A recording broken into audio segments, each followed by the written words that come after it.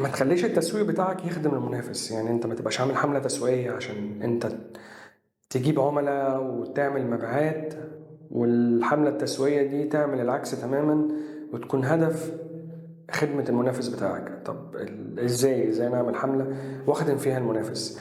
لو انت عملت حملة تسويقية وما حددتش ايه الفاليو اللي انت بتقدمه، انت كده بتخدم المنافس، لان انت بتوضح للعميل ان انا ما عنديش فاليو. فطبيعي المنافس بيقدم فاليو، او في منافس اوريدي بيقدم فاليو، فالعميل هيقتنع بيه ومش هيقتنع بيك. طيب، تاني نقطة، لو انت فعلا عملت حملة تسويقية وما حددتش ايه النقطة الإيجابية اللي انت هتاخد فيها العميل، يعني العميل عنده مشكلة، انت نزلت عشان تحلله المشكلة دي، بتاخده من نقطة سلبية توديه لنقطة إيجابية.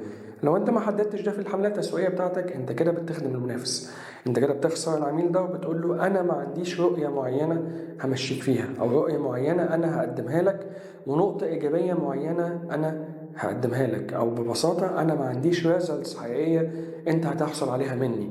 فانت كده بتخدم المنافس. طيب، ايه تاني اللي انت بتعمله من المنافس بتاعك بشكل قوي جدا؟ ان انت ما يكونش عندك بلان واضح للعميل. يعني انت الطريق اللي العميل هيشتغل معاك فيه هو ايه؟ يعني ببساطة، انا بقدم خدمة، طب طريقة الحصول عليها، طريقة الضمان بتاعها، طريقة تنفيذ السيرفيس اللي انت او الخدمة اللي انت بتقدمها دي بتتم ازاي؟ لو انت ما حددتش للعميل طريق واضح يمشي فيه معاك، وحددت له قد ايه الطريق ده سهل ان هو يمشيه، انت كده بتخدم المنافس.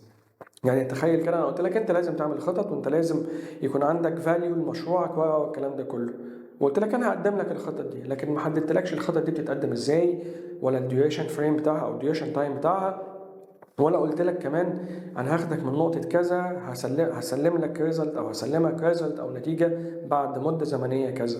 كل ده انت مش هتقتنع، هتحس ان الموضوع ضبابي او مبهم. فبالتالي لو في منافس بيقدم لك الاجابات على الاسئله دي، انت هتتعامل معاه واكيد مش هتتعامل معاه. انا حسستك ان في خطوره وحسستك باهميه البلان، لكن ما قلتلكش ده يتم ازاي.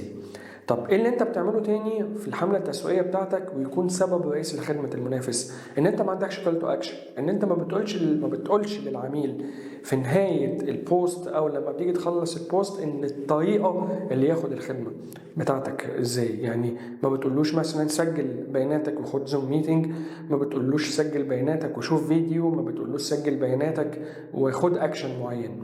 طيب، في عملاء بتقول سجل بياناتك عشان نتواصل معاك، بس هل انت عندك سيستم معين بيدير داتا العملاء تقدر تتواصل معاهم على طول، تقدر ان انت تفضل على كونكتنج معاهم بشكل مستمر؟ ده ببساطة الكول تو اكشن اللي انا بتكلم عليه، ان يكون في هدف مفيد للعميل عشان يسجل بياناته، وفي نفس الوقت الداتا ديت هي رأس مالك، ازاي انت بتديرها، ازاي تحافظ على التواصل المستمر بينك وبين العميل.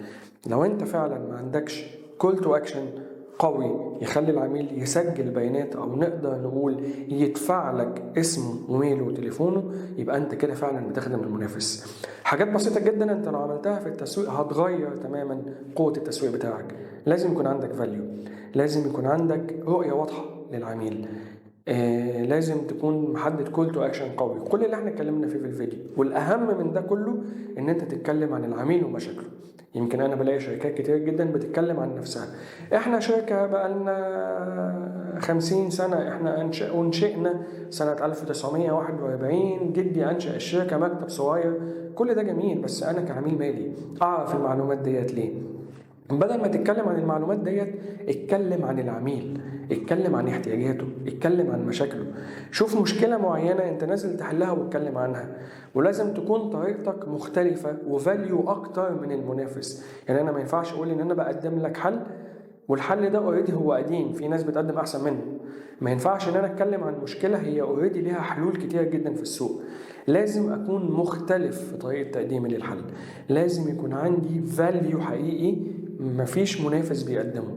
لو انت عملت ده تحديدا في الماركتنج مسج بتاعتك او في البوست بتاعك، انت كده ببساطة كسبت المنافس، انت كده ببساطة عملت فاليو وبتبني براند. طبعا لو انت نفذت الكلام ده، مش جاست ان هو كلام على الماركتنج بس، خلي بالك وانت بتشتغل تسويق، اوعى التسويق بتاعك يخدم المنافس. انا محمد عبد الله، CEO لشركه بزنس اسمبل. ولو انت فعلا عايز تعرف اكتر ازاي يكون عندك تسويق ناجح، سجل بياناتك في اللينك ده لينك كالندري. هتقدر تحجز معايا زوم ميتنج لمده نص ساعه، هنتكلم مع بعض في بلان اسمه ماركتنج فانل استراتيجي. الماركتنج فانل اللي بيشتغل على التسويق والمبيعات والبزنس موديل، ودي اهم 3 خطط بتحقق لك مبيعات بشكل مستمر. سجل بياناتك، احجز زوم ميتنج، وهتبدأ فعلا ان انت يكون عندك ماركتنج قوي بيحقق لك اعلى ماركت شير. شكرا.